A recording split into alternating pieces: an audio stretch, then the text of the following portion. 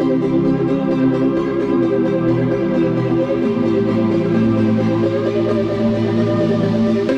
اللہ الرحمن الرحیم، میں ہوں احمد جان اور آپ دیکھ رہے ہیں ہونیسٹ ٹی وی۔ آج ہم مسلمانوں کی اس طویل سلطنت کی بات کریں گے جس کو ہم مسلمانوں کی تاریخ کی سب سے طویل سلطنت کہے تو شاید یہ غلط نہ ہوگا۔ ہم بات کر رہے ہیں سلطنت عثمانیہ کی، جو سن 1299 سے لے کر 1922 تک قائم رہی اور 1530 کے لگ بھگ انہوں نے خلافت بھی حاصل کر لی تھی، جو 1924 تک ان کے پاس رہی۔ تو آج ہم یہ سلطنت عثمانیہ کیسے قائم ہوئی اس ایپیسوڈ میں ہم آپ کو یہ بتائیں گے، اور انشاءاللہ اگلے ایپیسوڈ میں پھر مزید سلطنت عثمانیہ پر روشنی ڈالیں گے۔ سلطنت عثمانیہ کا نام عثمان کے ارطغرل کے جو بیٹے تھے عثمان، ان کے نام پر ہی رکھا گیا، کیونکہ انہوں نے ہی اس سلطنت کی بنیاد رکھی۔ اس سلطنت کا آغاز انہوں نے ہی کیا تھا اور وہ اس سلطنت کے پہلے حاکم تھے۔ یہ چند خانہ بدوش قبیلے تھے، جن میں ایک سب سے بڑا اور سب سے طاقتور کئی قبیلہ تھا، جن کے سردار سلیمان شاہ تھے، جو آج ہم یہ ارطغرل ڈرامہ دیکھتے انہیں اس میں بھی وہ ہے۔ تو ان کا یہ قبیلہ تھا، اور جب ان کا انتقال ہو گیا تو ان کے بیٹے ارطغرل، جو ایک طاقتور اور نڈر اور بہادر آدمی تھے، وہ قبیلے کے سردار بنے، اور پھر انہوں نے نہایت دلیری کے ساتھ جنگیں لڑی اور جو ہے اپنے قبیلے کو آگے بڑھانے کے لیے کام کیا۔ ارطغرل غازی جو تھا یہ اس وقت سردار بنا جب چنگیز خان اور منگولوں کا عروج تھا، اور ان کے جلال بہت وہ پر عروج تھے، اور بالکل ان کا جلال آسمان کو چھو رہا تھا۔ تو اس سالوں میں یا ان مہینوں میں ارطغرل غازی سردار بنے، تو ان کا منگولوں سے لڑائی کرنا ناممکن بات تھی، ممکن نہ تھا۔ تو پھر ارطغرل غازی نے ہجرت کر رہے تھے وہ، اور جہاں پر یہ پانی ہوا کرتا تھا وہاں کا ہی قبیلہ آباد ہو جاتا تھا۔ تو وہ جا رہے تھے، اور راستے میں انہوں نے اور جو جا رہے تھے 400 خاندانیں بھی ان کے ساتھ تھی، یہ نوٹ کرنے کی بات ہے۔ تو 400 خاندانیں بھی ان کے ساتھ تو یہ جا رہے تھے، ہجرت کر رہے تھے۔ تو انہیں ملا ایک وہاں پر 2 فوجیں لڑ رہی تھی، انہوں نے دیکھا کہ یہاں تو 2 فوجیں لڑ رہی ہے۔ انہوں نے ذرا سوچا، اور پھر سوچنے کے بعد انہوں نے یہ فیصلہ کر لیا کہ جو ہارنے والی فوج ہے، جو کمزور فوج ہے، ہم ان کے ساتھ جو ہے تعاون کرتے ہیں، اور ہم ان کا جو ہے ساتھ دیتے ہیں۔ تو پھر انہوں نے ساتھ دیا، اور جو جیتنے والی تھی دوسری طرف، وہ جیتتے جیتتے ہی جنگ ہار گئی۔ بعد میں معلوم ہوا کہ یہ ہارنے والی فوج سلجوقی سلطنت علاء الدین کی فوج تھی، جس کی مدد سے ارطغرل غازی کی مدد سے انہوں نے یہ جنگ جیتا۔ پھر جو ہے یہ اور تاریخ دان مخالف فوج کے حوالے سے ابہام پائے جاتا ہے، کون کہتے ہیں کہ یہ تاتاری تھے، اور کون کہتے ہیں کہ نہیں یہ بازنطینی عیسائی فوج تھی۔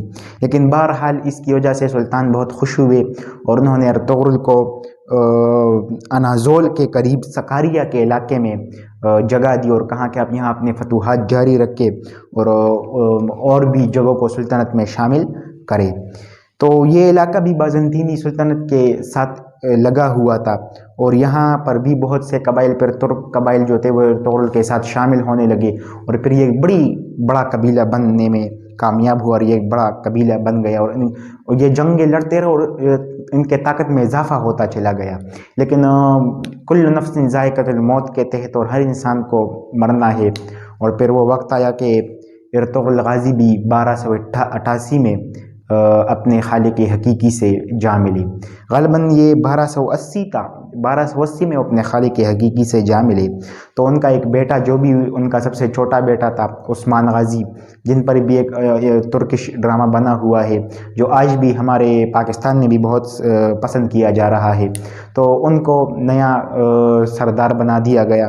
انہوں نے بھی اپنی باپ کی طرح فتوحات کا سلسلہ جاری رکھا، اور انہی دوران سلطان علاء الدین کو شہید کر دیا گیا، اور ان کے بیٹے سلطان غیاث الدین کو بھی تاتاریوں کے ہاتھوں شہید کر دیا گیا، جس کی وجہ سے 1299 تک سلطنت جو سلجوقی سلطنت تھی وہ بالکل ختم ہو گئی اور وہ بالکل کمزور ہو گئی۔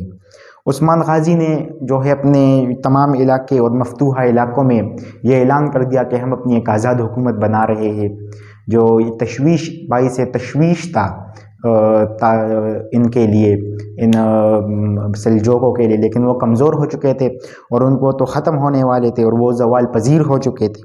عثمان غازی نے بہت سے قلعوں اور شہروں کو فتح کیا اور ان میں ایک شہر برسا اس کے ایک ضلع کو اپنا دارالحکومت بنایا۔ اس کے بعد عثمان غازی بھی تقریباً 1323 میں وفات پا گئے اور وہ بھی اپنے خالق حقیقی سے جا ملے۔ تو تاریخ کی کتابیں ہمیں بتاتی ہے کہ جب سلطنت عثمانیہ کے پہلے حکمران عثمان غازی کا انتقال ہوا تو اس وقت سلطنت عثمانیہ کا کل رقبہ 16,000 مربع کلومیٹر تھا۔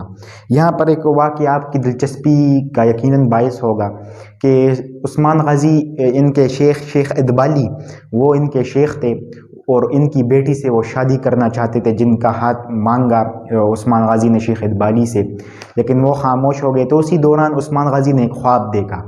عثمان غازی نے خواب میں دیکھا کہ ایک نیا چاند جو ہوتا ہے وہ شیخ ادبالی کے سینے سے نکل کر 14ویں کا چاند بنا اور عثمان غازی کے سینے میں چلا گیا۔ پھر ان کی عثمان غازی کے پشت سے ایک بڑا سا تنے دار درخت اگتا ہے اور وہ بڑھتا اتنا بڑھ گیا کہ ساری دنیا پر اس کا سایہ پھیل گیا۔ تو پھر اس کے نیچے جو ہے وہ 3 پہاڑیں بھی نکلتی ہے، جن کے جڑوں میں 4 دریائیں بہتی ہے اور ان جو وہ درخت ہوتے ہیں ان کی پتیاں وہ نیزوں اور تلواروں کی مانند ہوتے ہیں، جن کی ہوائیں پھر قسطنطنیہ تک قسطنطنیہ کی طرف وہ جا رہے ہوتے ہیں۔ جب وہ یہ خواب سنایا شیخ ادبالی کو تو انہوں نے کہا کہ آپ کے اولاد جو ہے، آپ کی جو اولاد ہوگی ان کو اللہ تعالیٰ بہت ہی عزت و تکریم سے نوازیں گے، جو بعد میں سچ ثابت ہوا اور پھر شیخ ادبالی نے اپنی بیٹی کی شادی کر لی عثمان غازی سے۔ تو آج کے لیے اتنا ہی، اگلی ایپیسوڈ میں ہم سلطنت عثمانیہ کی عروج اور زوال کے متعلق بھی بات کریں گے۔ آج کے لیے اتنا ہی، اجازت دیجیے، اللہ حافظ۔